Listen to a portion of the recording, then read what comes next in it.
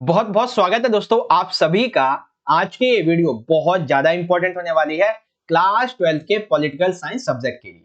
इसमें हम बात करेंगे आपकी फर्स्ट बुक के चैप्टर नंबर 9 के बारे में, जिसका नाम है वैश्वीकरण, इंग्लिश में कहें तो ग्लोबलाइजेशन। तो बच्चों, इस चैप्टर से संबंधित आपके पॉलिटिकल साइंस के लिए सभी एग्जाम्स के लिए, चाहे मिड टर्म हो, प्री बोर्ड हो, मेनली हम बोर्ड एग्जाम की बात कर रहे हैं, तो हर एक एग्जाम के लिए वैश्वीकरण से जितने भी मोस्ट इंपॉर्टेंट क्वेश्चन आंसर जो निकल सकते हैं उनको हम यहाँ पे डिस्कस करने वाले, ठीक है। और ये वो क्वेश्चन होने वाले बच्चों जो आपके इस चैप्टर से हर बार पेपर में आते ही आते हैं। वे क्वेश्चन बच्चों जो रिपीटेड क्वेश्चन है, प्रीवियस ईयर के एग्जाम से बहुत बार पूछे जा चुके हैं, उन क्वेश्चन को यहाँ पे हम इजी से इजी लैंग्वेज में, आसान से आसान तरीके से यहाँ पे समझाएंगे, ठीक है। बस आपने करना क्या है, आपने ये जो आज का हमारा एपिसोड है, ये जो सेशन, जो वीडियो है, इसे कंप्लीटली एंड तक एकदम फोकस होकर देखना होगा, ठीक है। एंड आई एम 110% श्योर कि यदि आपने इसे कंप्लीटली देख लिया तो आपकी पॉलिटिकल साइंस के एग्जाम के लिए वैश्वीकरण की बहुत ही बढ़िया बेहतरीन तैयारी हो जाएगी, ठीक है। आपने करना क्या है, एंड तक एकदम फोकस होकर देखना, ठीक है।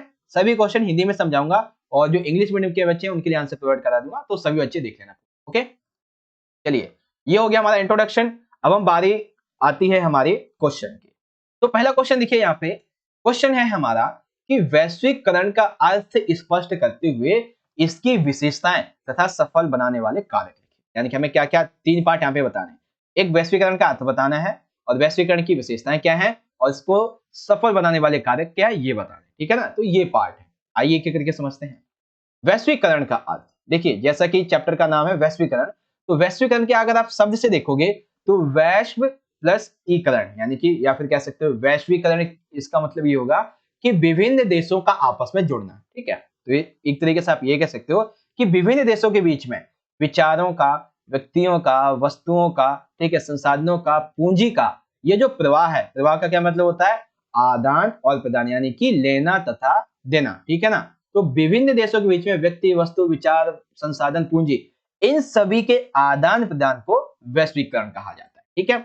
अब वैश्वीकरण की बहुत सी विशेषताएं हैं। क्या क्या विशेषताएं हैं, तो भाई हम सभी को पता है वैश्वीकरण एक ऐसी प्रक्रिया है जिसके कई सारे परिणाम होते हैं। कैसे, जैसे राजनीतिक परिणाम, आर्थिक परिणाम और सामाजिक। आगे चल के अभी एक एक क्वेश्चन इन सभी के संबंध में समझाऊंगा, 4 4 6 मार्क्स के क्वेश्चन आएंगे, ठीक है ना।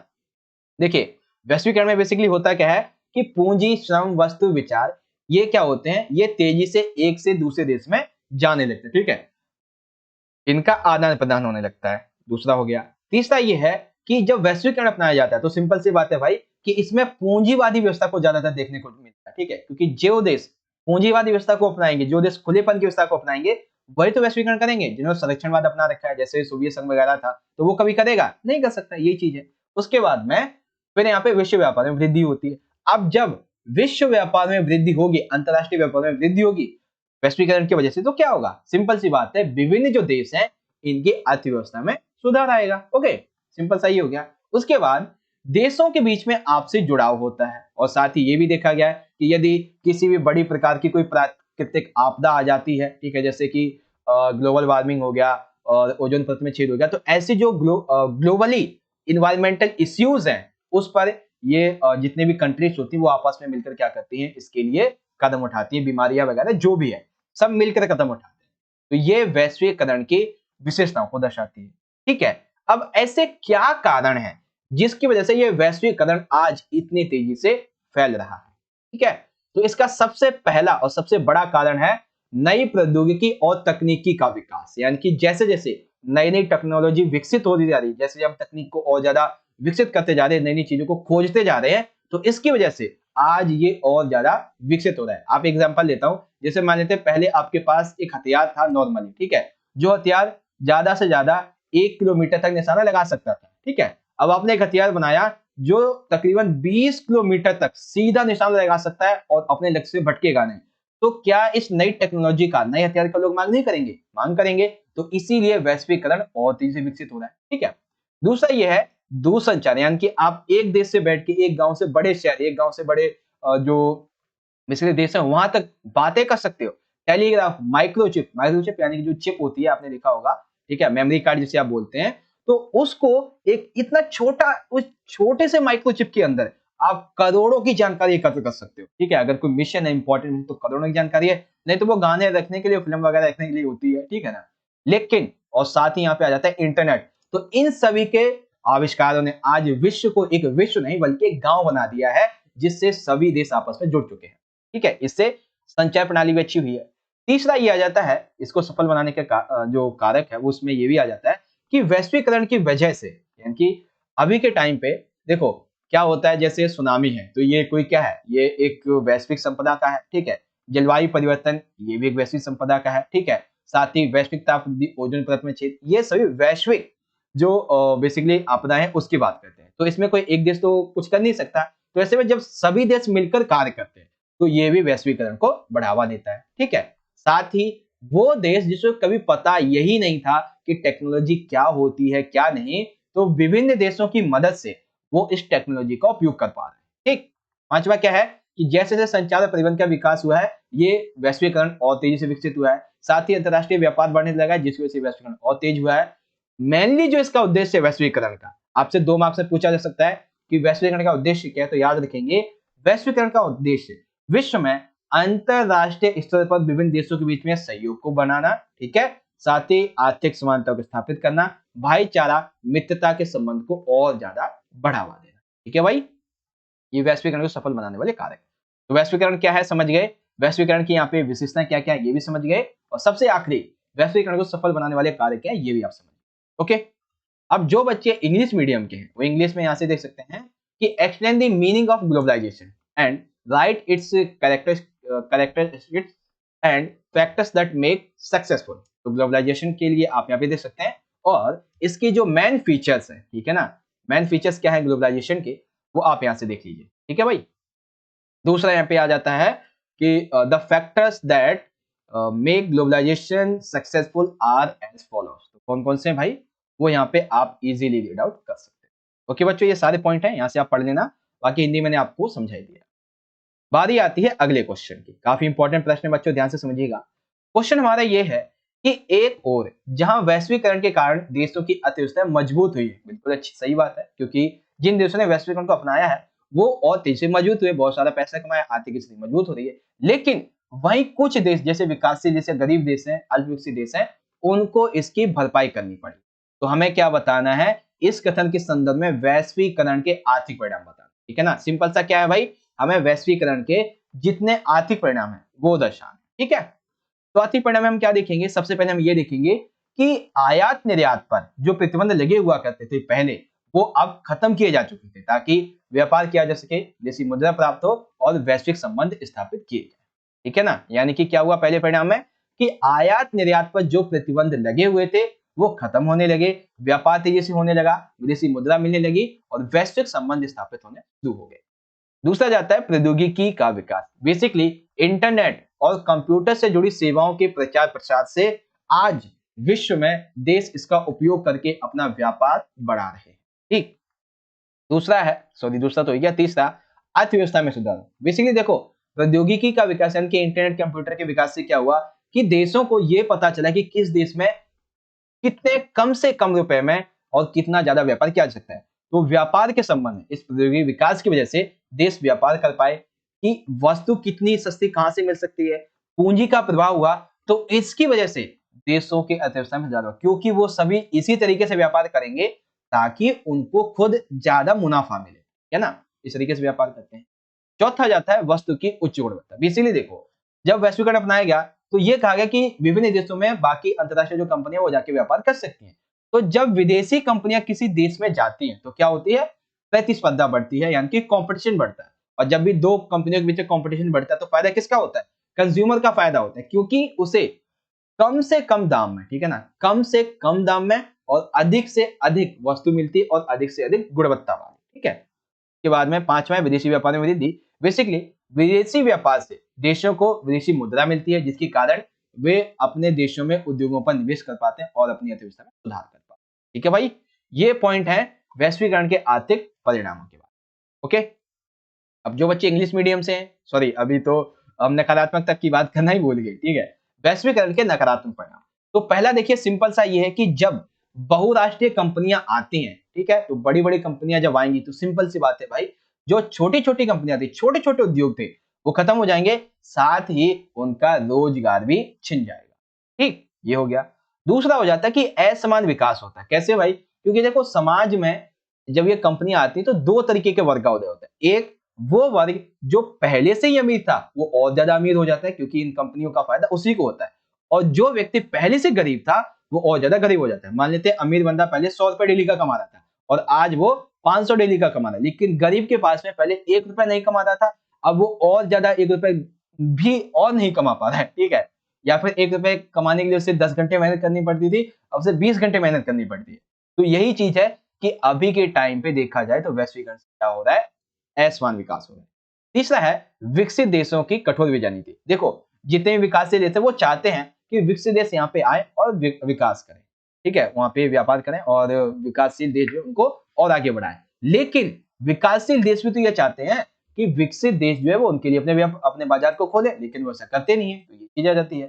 चौथा ये आता है कि नागरिकों को मिलने वाला एक सामाजिक सुरक्षा कवच अब हट चुका है। मतलब क्या है सामाजिक सुरक्षा कवच? यानी कि रोटी, कपड़ा, मकान, स्वास्थ्य, शिक्षा, ये सभी जो मिलती थी उसे, वो अब हट चुकी है।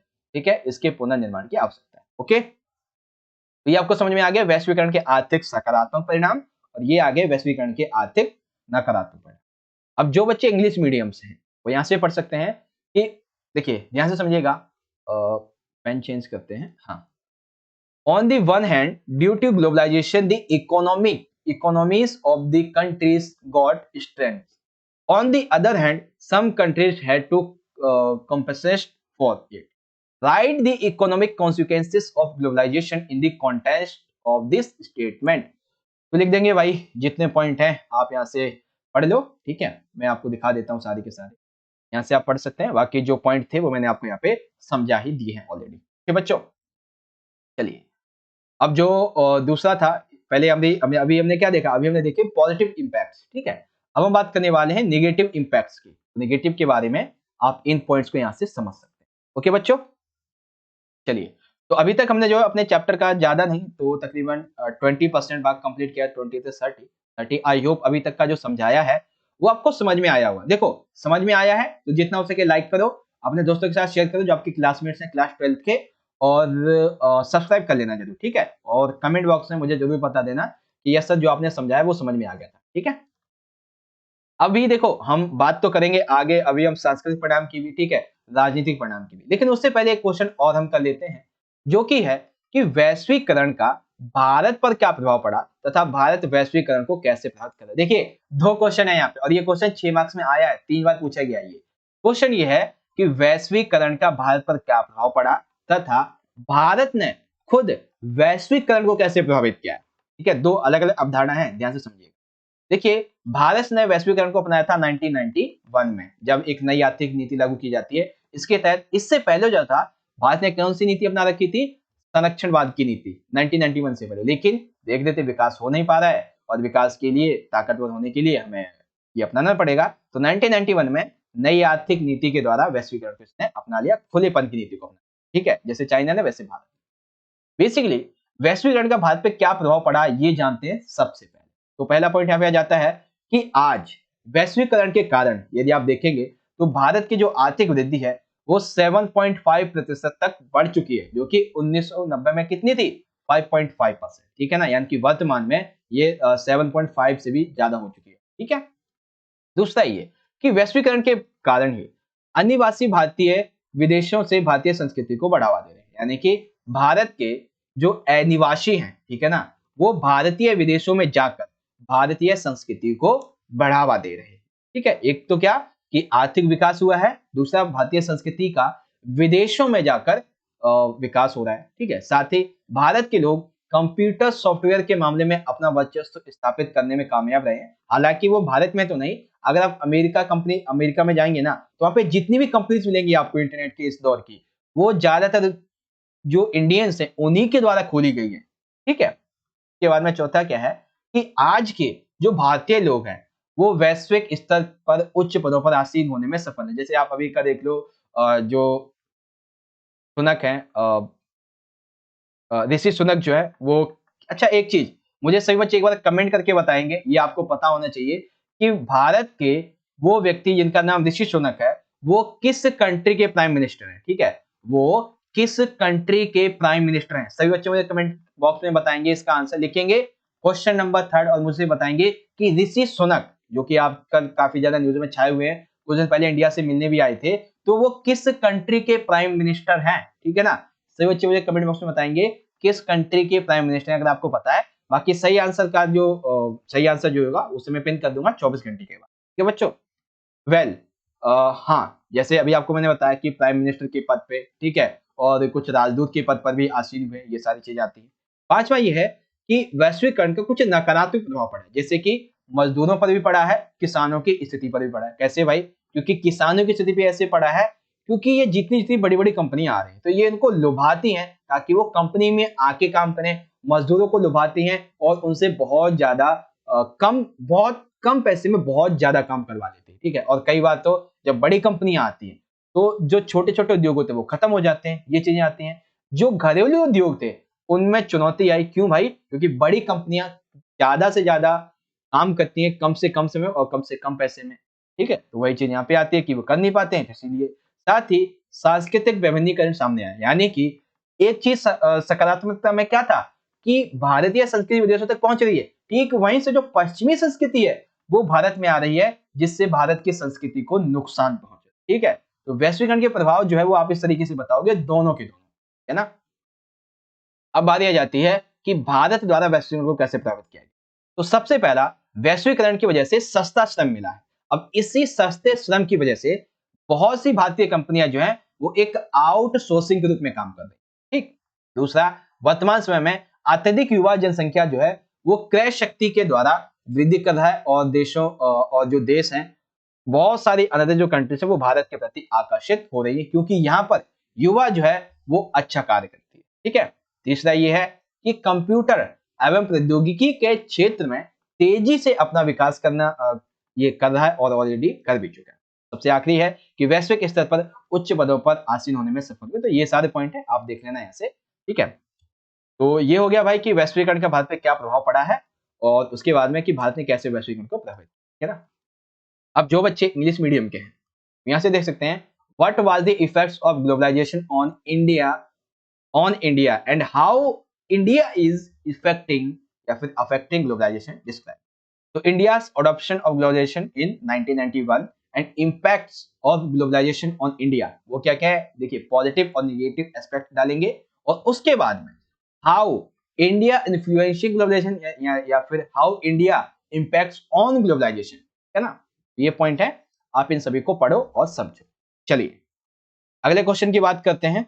अगला क्वेश्चन है हमारा यहाँ पे, वैश्वीकरण के कारण देशों की सरकारों की शक्ति मजबूत तथा कमी आई है, यानी कि वैश्वीकरण की वजह से जो देश हैं, जो कंट्रीज हैं, उनकी जो गवर्नमेंट होती है वो बहुत ज्यादा मजबूत भी हुई है और उसमें कमी भी आई है। कथन के संबंध में वैश्वीकरण के राजनीतिक परिणाम हमें बताने, ठीक है। ये क्वेश्चन 6 मार्क्स में ज्यादातर आता है, राजनीति वाला, ठीक है। आप ध्यान से समझेंगे तो समझ जाएंगे। तो पहले देखो आपको क्या करना है, मैंने जैसे आपको बताया था, आपको एक भूमिका लिख देनी है कि वैश्वीकरण होता क्या, और फिर उसके बाद में बता देना है कि इसके राजनीतिक परिणाम इस तरीके के, ठीक है। पहला परिणाम कि राज्यों की सरकारों को बहुत सी नई आधुनिक प्रौद्योगिकी मिली है, नई नई तकनीकें मिली हैं, ठीक है। यानी कि अभी हम क्या बात कर रहे हैं, हम वैश्वीकरण के जो सकारात्मक परिणाम है इसकी बात कर रहे हैं। तो वैश्वीकरण की वजह से हम सभी को पता है बहुत सी कंट्रीज की सरकारों को नई नई जो टेक्नोलॉजी मिली है, नई नई जो तकनीकें मिली हैं, इसकी वजह से शासन व्यवस्था चलाने में आसानी, ठीक।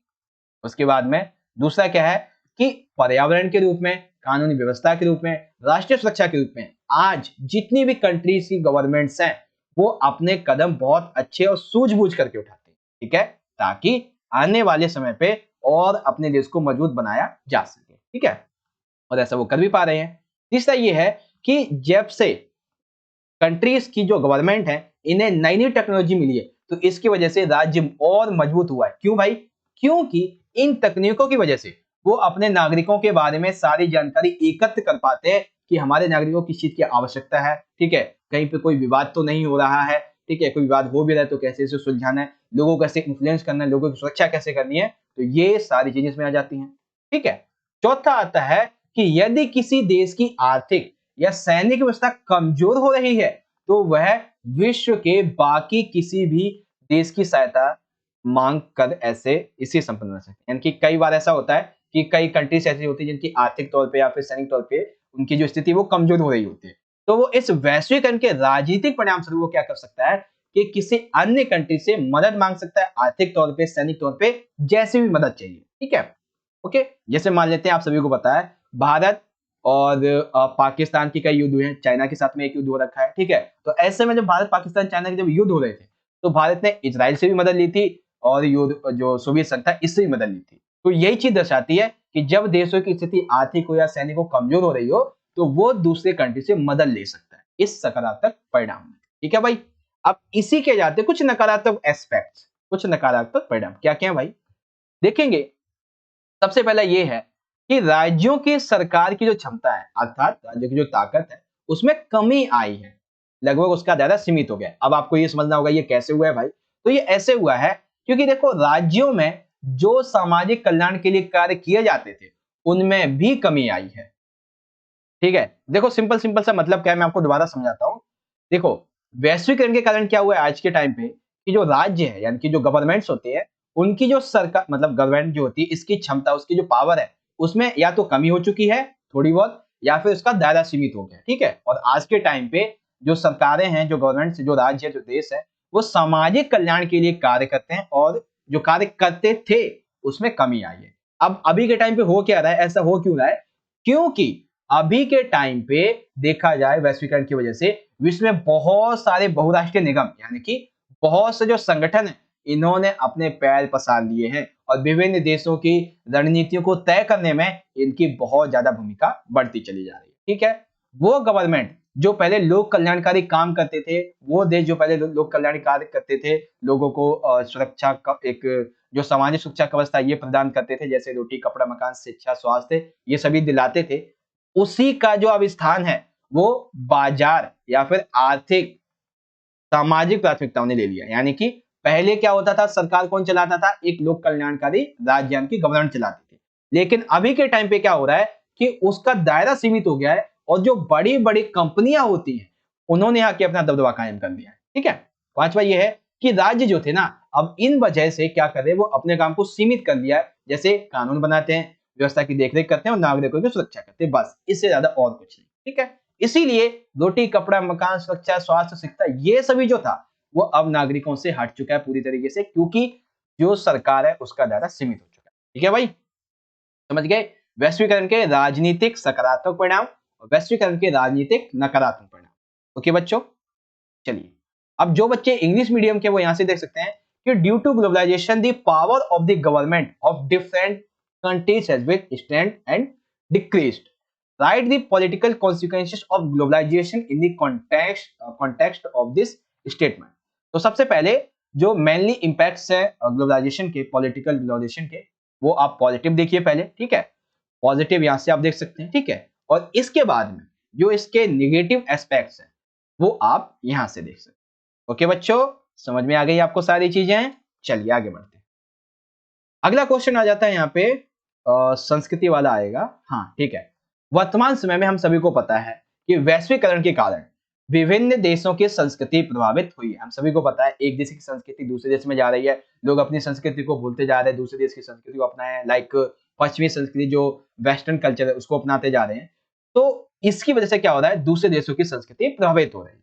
तो इस संबंध में हमें वैश्वीकरण के जो सांस्कृतिक परिणाम है ये बताने हैं।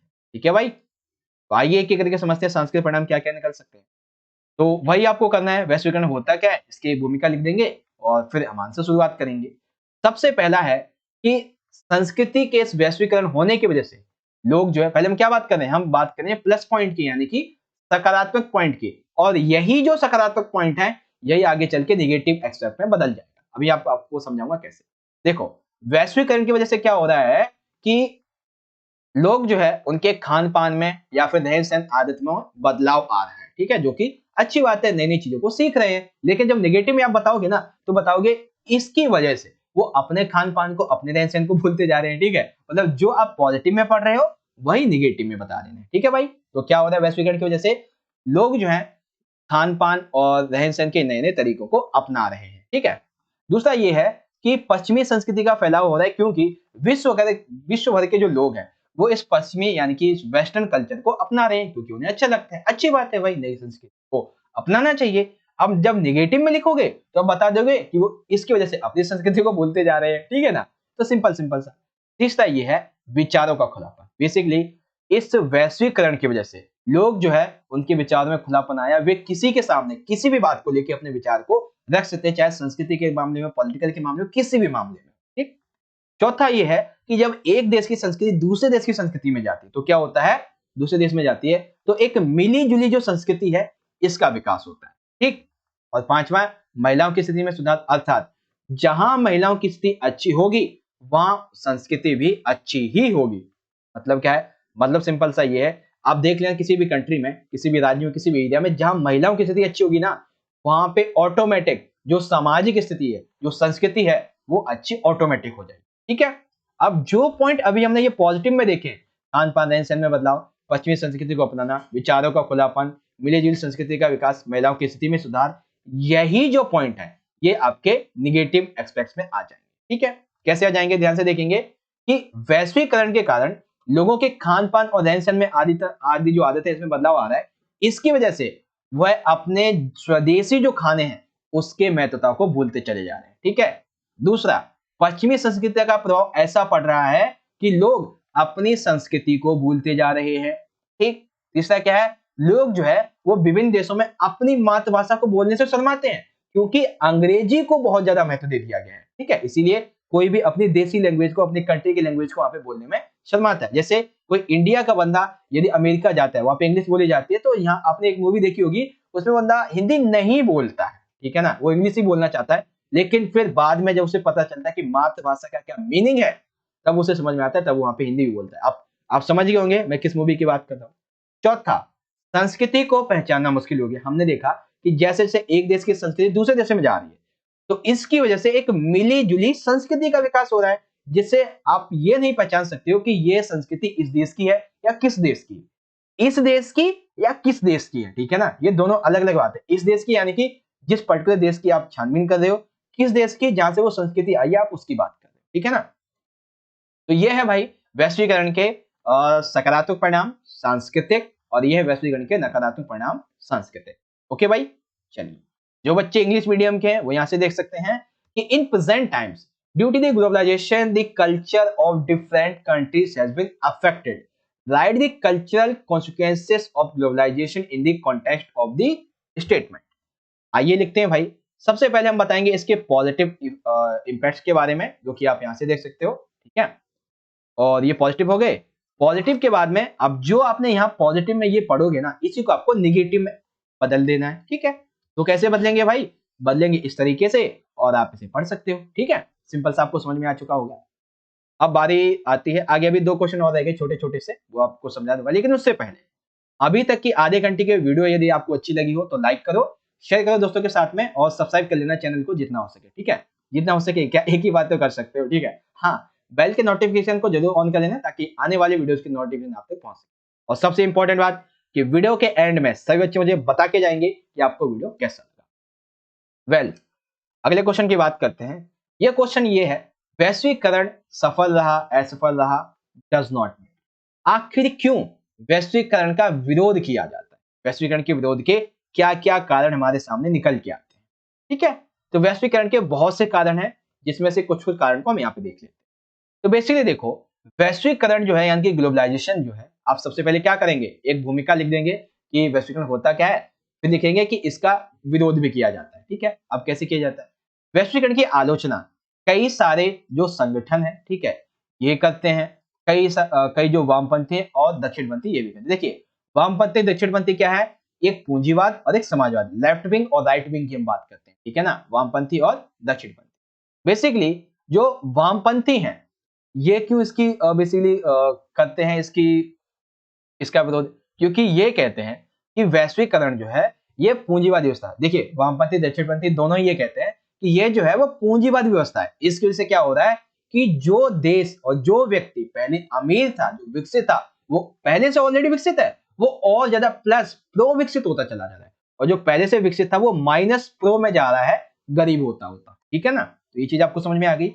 उसके बाद में ये दूसरा पॉइंट हो गया। तीसरा ये है कि वैश्वीकरण की वजह से आज राजनीतिक लेवल पे, आर्थिक लेवल पे, सांस्कृतिक लेवल पे बहुत सारी कंट्रीज हालांकि मजबूत तो जरूर हुई लेकिन उनको नुकसान भी हुआ है। ठीक। चौथा पॉइंट, जैसे जैसे देशों में बहुराष्ट्रीय कंपनियां आती हैं तो इसकी वजह से क्या होता है, छोटे छोटे उद्योगों का पतन होता है, उनका रोजगार छिन जाता है। ठीक है ना, उनका रोजगार छिन जाता है, उनका काम चला जाता है, वो आर्थिक तौर पे और ज्यादा गरीब हो जाते हैं। ठीक है।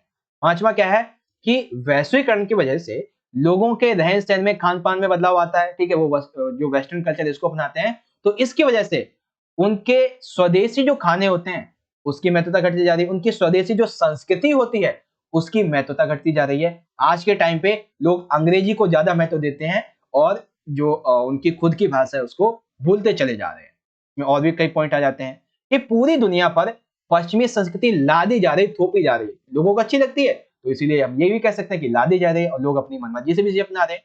तो इसकी वजह से उनकी देश की जो कंट्री है, जो कल्चरल होता है, संस्कृति होती है, वो भूलते जा रहे हैं। ठीक है। राज्यों की सरकार अर्थात जो गवर्नमेंट्स होती है कंट्री की, उसकी क्षमता में अर्थात ताकत में कमी आई है। एक तरीके से उनका दायरा सीमित हो गया है। विश्व में एक बहुत बहुत बड़ी बड़ी जो कंपनी है, बहुत से जो संगठन है, इन्होंने अपने पैर पसार लिए और वो एक देश की गवर्नमेंट नियम कायदे कानूनों को प्रभावित करने लगी। ठीक है। सबसे आखिरी, नागरिकों को मिलने वाला सुरक्षा कवच यानी कि रोटी, कपड़ा, मकान, शिक्षा, स्वास्थ्य, ये सभी चीजें जो है वो अब खत्म होती चली जा रही है। ठीक है ना, ये सारी चीजें। तो अब आपको समझ में आ गया भाई कि आखिर क्यों इसका विरोध किया जा रहा है। वामपंथी दक्षिणपंथी दोनों करते हैं, ये पूंजीवादी व्यवस्था है, अमीर और अमीर, गरीब और गरीब, राजनीतिक, सांस्कृतिक, आर्थिक लेवल पे सभी को जो है इसके निगेटिव एस्पेक्ट देखने को मिले हैं। ठीक है। और जो पॉइंट्स हैं वो वैसे तो मैंने आपको समझा ही दिए हैं और बाकी अब आप देख ही लो। ठीक है। और जो 3-4 पॉइंट्स थे यहाँ पे देखिए। ठीक है भाई, चलिए आगे बात करते हैं अगले क्वेश्चन की। इंग्लिश में व्हाई इज ग्लोबलाइजेशन अपोज्ड। तो globalisation is opposed for many reasons. वो मेनी रीजंस क्या है उस संबंध में आप जो पॉइंट यहाँ पे मैंने आपको दे रखे हैं, आप इसको पढ़िए और आप जो है वो अच्छे तरीके से इसको समझ सकें। ठीक है। 3-4 पॉइंट आपके यहाँ पे भी दिए हुए हैं। ये क्वेश्चन ज्यादातर आपसे 6 मार्क्स में पूछे जाते हैं। ठीक है ना, तो 6 मार्क्स के क्वेश्चन के लिए देखिए मैंने आपको टोटल वो 10 पॉइंट बताए, आप इसमें से कोई से भी 7 से 8 याद करें। ओके, चलिए एक क्वेश्चन और आ गया हमारा, सबसे आखिरी क्वेश्चन है जहां तक मुझे लगता है।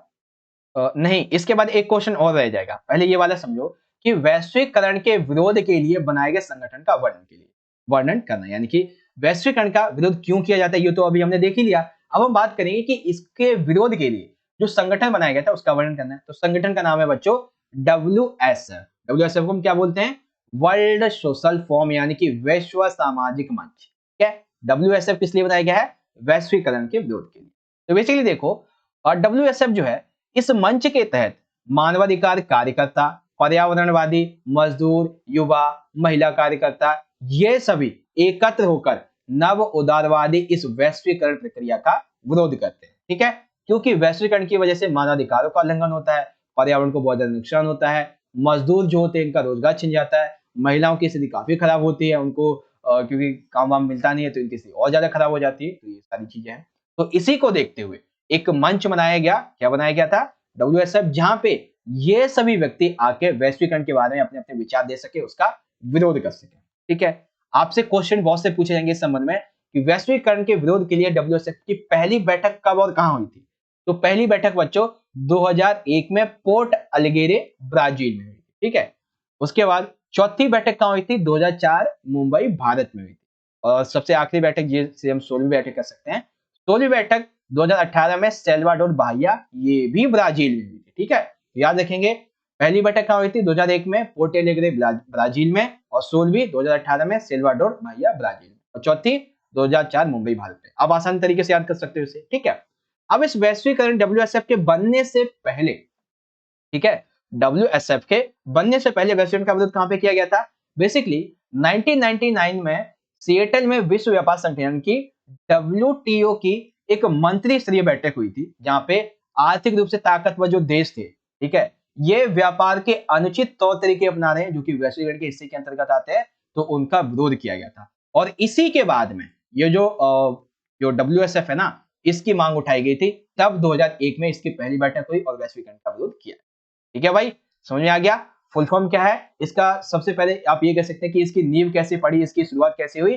तो WTO की जो 30वीं मंत्री बैठक में वैश्वीकरण का विरोध किया गया था 1999 में, वहां से हुई थी। ठीक है, कैसे विरोध कर सकते हैं वो सारी चीजें आप यहाँ पे देख सकते हैं। अब जो बच्चे इंग्लिश मीडियम के हैं वो यहां से देख सकते हैं कि describe the organisation forum to oppose globalisation, उसको हम बोलते हैं वर्ल्ड सोशल फॉर्म।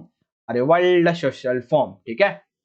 तो क्यों किया गया, कैसे किया गया, बैठक कौन कौन सी थी, मीटिंग्स क्या क्या हुई थी, कॉन्फ्रेंसेस क्या क्या हुई थी, वो आप यहाँ से इजीली देख सकते हो। ओके बच्चों, सबसे आखिरी क्वेश्चन आ जाता है, ये आपका 4 मार्क्स का प्रश्न है बच्चों, कि विश्व के साथ साथ भारत में भी वैश्वीकरण का विरोध किया गया, स्पष्ट करो। यानी कि विश्व में तो किया ही गया है, जिसके लिए WSF बनाया गया है, ठीक इसी तरीके से भारत में भी वैश्वीकरण का विरोध किया गया है, जिसके लिए ISF बनाया गया। तो हमें बताना है कि वैश्वीकरण का विरोध भारत में कैसे किया गया। ठीक है भाई, ये इंग्लिश में आएगा क्या अब? हाँ ठीक है। देखो, विश्व के साथ भारत में वैश्वीकरण का विरोध कैसे किया गया। सबसे पहला पॉइंट ये है वामपंथी, यानी कि देखो अब बेसिकली भारत में जो वैश्वीकरण का विरोध है वो वामपंथी भी करते हैं, यानी कि जो लेफ्ट राइट विंग की बात करते हैं वो, और फिर दक्षिणपंथी, दोनों ही करते हैं। ठीक है, दक्षिणपंथी बेसिकली सांस्कृतिक यानी कि सामाजिक की बात करते हैं, और जो वामपंथी वो किसकी बात करते हैं, ये पूंजीवाद की।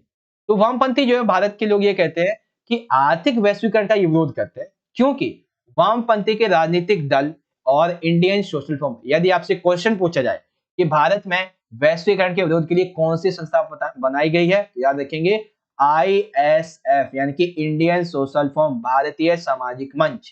ठीक है ना, तो ये बनाया गया है। यानी कि वैश्वीकरण का जो आर्थिक विरोध है वो कौन करते हैं, ये वामपंथी और इंडियन सोशल फॉर्म। बेसिकली क्यों करते हैं, ये इसलिए करते हैं क्योंकि जितनी ये बहुराष्ट्रीय निगम, बहुराष्ट्रीय कंपनियां आती हैं, इनकी वजह से इनके रोजगार छिन जाते हैं, इनके उद्योग छिन जाते हैं। ठीक है, इसीलिए जितने भी छोटे छोटे औद्योगिक संघ होते हैं, किसान होते हैं, किसान संगठन होते हैं, इन्होंने इन बड़ी बड़ी कंपनियों का विरोध किया। ठीक है, साथ ही कई बार यह देखा गया कि कुछ वनस्पति यानी कि पर्यावरण के संबंध में, जैसे कि नीम हो गया, तो कई अमेरिकी या फिर यूरोपीय जो कंपनियां थी ये इसका पेटेंट करवाना चाहती थी। पेटेंट का मतलब होता है कि कोई जो वस्तु है, जैसे अभी हमने देखा कि नीम का पेटेंट, तो नीम के पेटेंट का मतलब ये हो गया कि नीम के यदि एक पत्ते से भी कोई वस्तु किसी कंपनी को बनानी है तो उसे इस कंपनी की आज्ञा लेनी पड़ेगी। ठीक है ना, जिसने उसका पेटेंट करवाया हुआ होगा। इसीलिए आपने देखा होगा कि YouTube पे कई सारी वीडियोस, म्यूजिक होते हैं, ठीक है, सॉन्ग्स होते हैं जो नए नए निकलते हैं, ठीक है, मोस्टली होते हैं ये सारे, तो उनके पेटेंट्स होते हैं, उनके राइट्स होते हैं। अगर उसके राइट के अकॉर्डिंग आप उसको यूज नहीं करोगे, अगर पहली बात तो वो यूज करने नहीं देते, अगर करना होता है तो एक डिस्क्लेमर डालना होता है, वो नहीं डालते हो तो आप पे कॉपीराइट भी आ सकता है। ठीक है ना, तो वही चीज है कि ये जो वनस्पति का पेटेंट कराने की बात की जाती है ना, तो उसका विरोध किया गया। ठीक है, फिर बारी आती है दक्षिणपंथियों की। तो बेसिकली ये खेमा जो है वो सांस्कृतिक प्रभावों का विरोध करता है वैश्वीकरण का। कैसे? क्योंकि आज के टाइम पे केबल नेटवर्क के जरिए, टीवी चैनल के माध्यम से वैलेंटाइन डे और ये जो भी विदेशों में मनाए जाने वाले त्योहार है 7 दिन के, वैलेंटाइन डे वगैरह, तो ये जो है वो छात्र छात्रा को, लोगों को, और जो स्कूल की पोशाक होती है वेस्टर्न कल्चर वाली, उनसे बहुत ही ज्यादा प्रभावित होते हैं, और ये भारत के लिए अच्छी बात नहीं है। ठीक है, ऐसा इन दक्षिणपंथियों का मानना। ठीक है भाई, तो ये पॉइंट आपको समझ में आ गया एकदम इजी वे में। ओके बच्चों, चलिए अब जो बच्चे इंग्लिश मीडियम के हैं वो यहां से पढ़ सकते हैं कि globalisation has been opposed in the world as well as in India. ठीक है भाई, तो कैसे लिखेंगे सारे के सारे पॉइंट, आप यहां से उसे इजीली रीड आउट कर सकते हैं। ओके वेल, यहाँ पे आज का हमारा चैप्टर कंप्लीट हो जाता है, जिसमें मैंने जितना हो सकता था उतना आसान तरीके से आपको सारी की सारी बातें जो हैं वो यहाँ पे समझा दी। ठीक है बच्चों, देखिए यदि आपको वीडियो अच्छा लगा हो, आपको चैप्टर पूरा समझ में आया हो, तो जितना हो सके उतना इस वीडियो को आप ज्यादा से ज्यादा लाइक करो, क्योंकि आप जितना ज्यादा लाइक करोगे उतना ज्यादा हमारा मोटिवेशन बढ़ेगा और भी ऐसी वीडियोस को बनाने के। और सभी बच्चे अपने क्लासमेट्स, क्लास 12 के जितने भी दोस्त हैं आपके, शेयर कर दो इस वीडियो को, ठीक है, ताकि वो भी जुड़ सके इसके माध्यम से, अपने एग्जाम की तैयारी कर सकें। और हाँ, सभी बच्चे मुझे कमेंट बॉक्स में जरूर बताएंगे, जो मैंने क्वेश्चन नंबर 3 पूछा था कि ऋषि सुनक किस देश के वर्तमान में PM है, ठीक है, या उन्हें पद मिला हुआ है। और कमेंट बॉक्स में आप सभी अपना मुझे फीडबैक भी जरूर दीजिएगा। चलिए बच्चों, मिलते हैं आपसे नेक्स्ट वीडियो में, तब तक के लिए आप सभी पढ़ते रहिए और अच्छे से ख्याल रखिएगा। धन्यवाद। जय हिंद, वंदे मातरम।